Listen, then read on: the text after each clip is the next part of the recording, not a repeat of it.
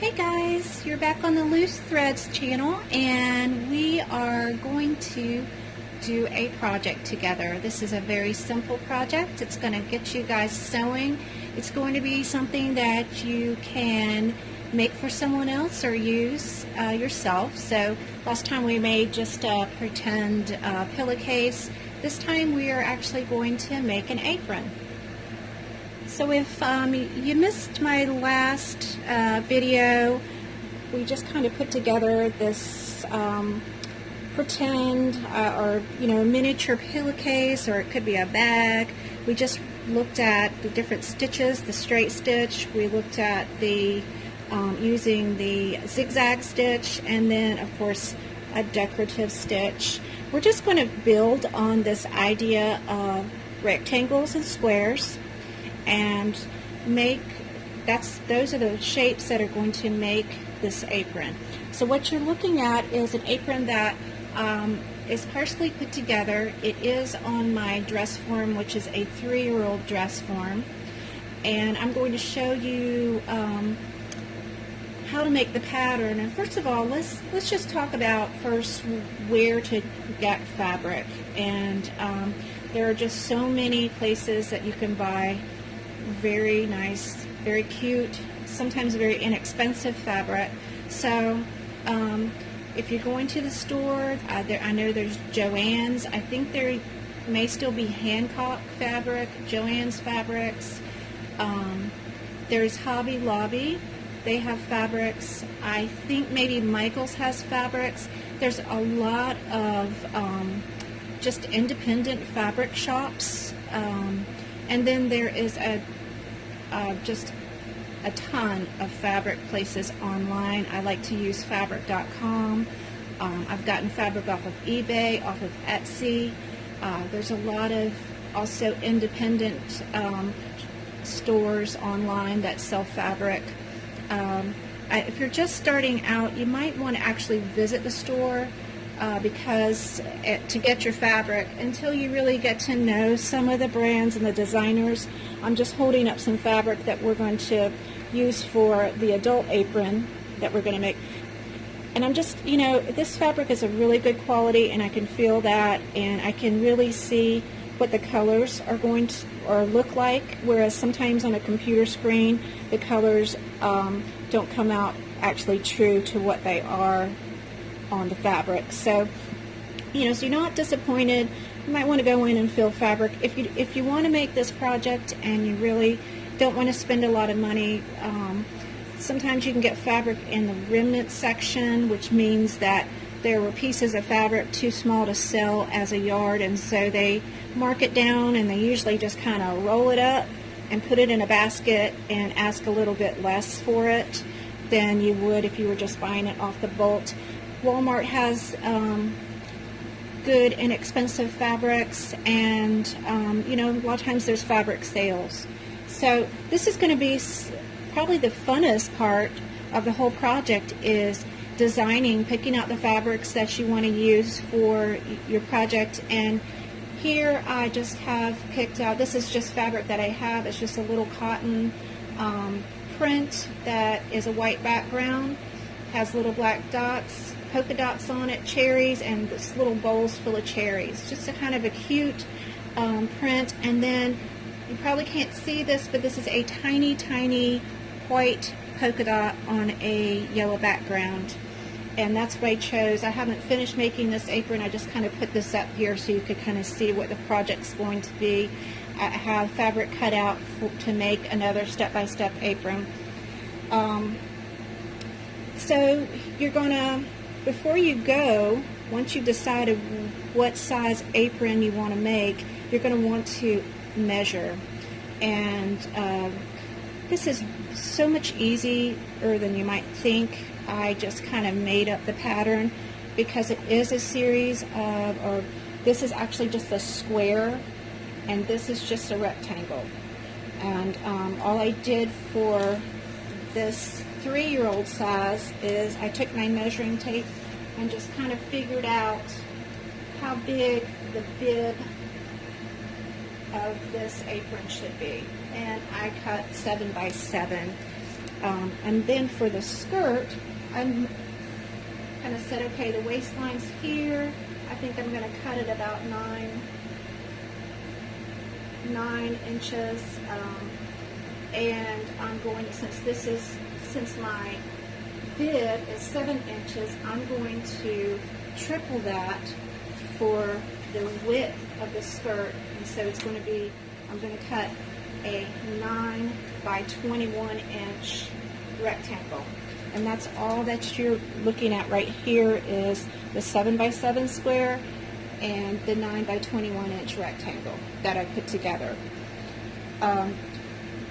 You'll need your measurements before you go fabric shopping, just so you'll know exactly how much fabric you would need. I always err on getting a little more than I need. So for this project, if I were to go with a half a yard, that's going to give me, that's actually 18 inches here, and it's going to be pretty wide. That's going to give me a lot of fabric. I actually could probably have gone with 1/4 of a yard for this skirt. And actually I probably could have gotten this piece out of the remnant section. It's just going to be kind of like looking around, seeing what you like, and buying it. And if you're going to make more than one, of course, you would just kind of figure out how many you're going to make and buy your fabric accordingly. Now for the adult apron, because I'm going to make an adult one too, I just measured myself, my own chest area down to my waist, and I cut this square, as you can see here. And I think, since this isn't rocket science, I cut 13 across, and then down to my waistline, thinking about this as being a bib type shape. Let's see, I measured this and cut it to be not quite 14.5 inches. Okay, so that's going to be the bib.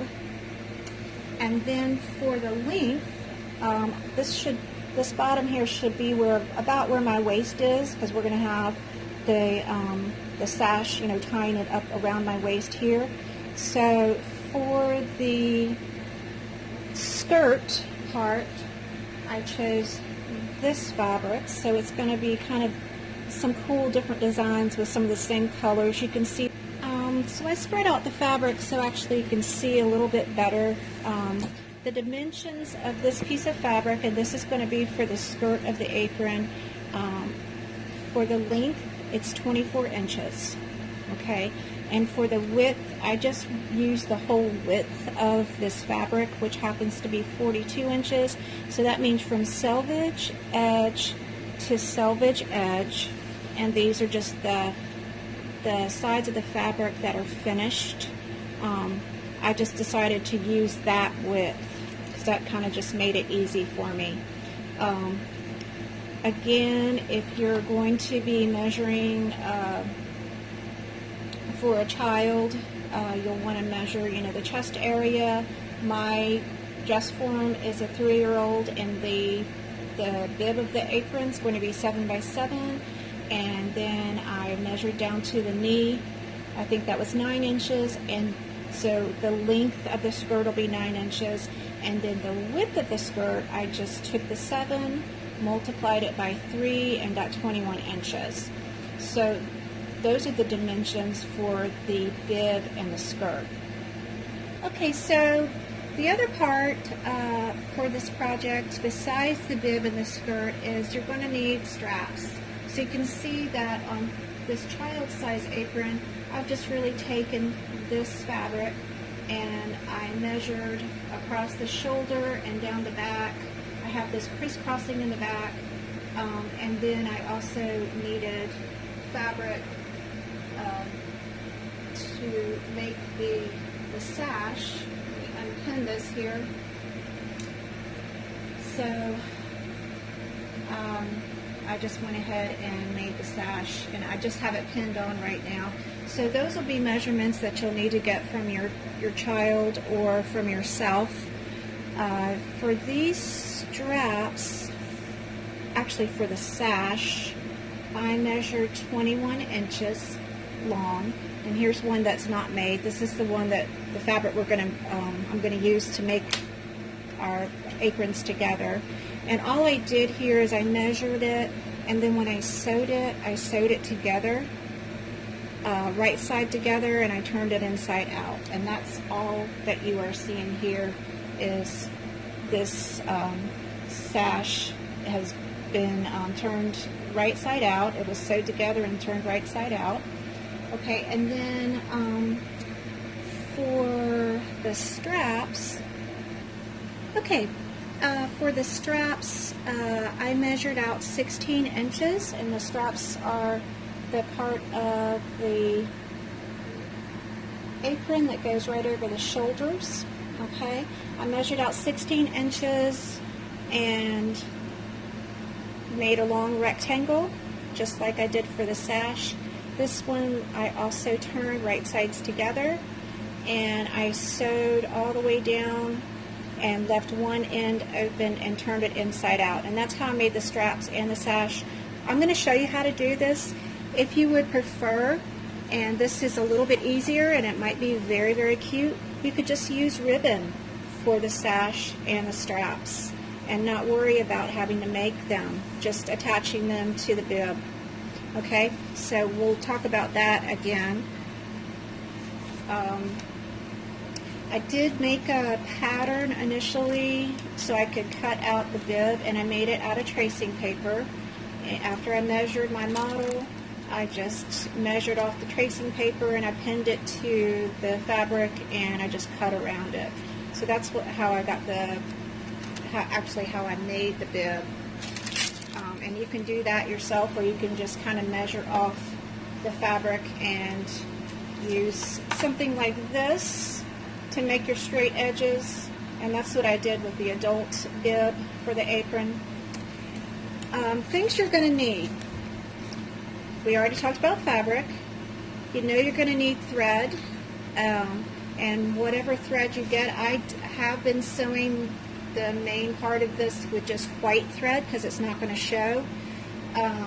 So depending on your fabric, you could use white thread. You could try to match up the thread to the background of your fabric.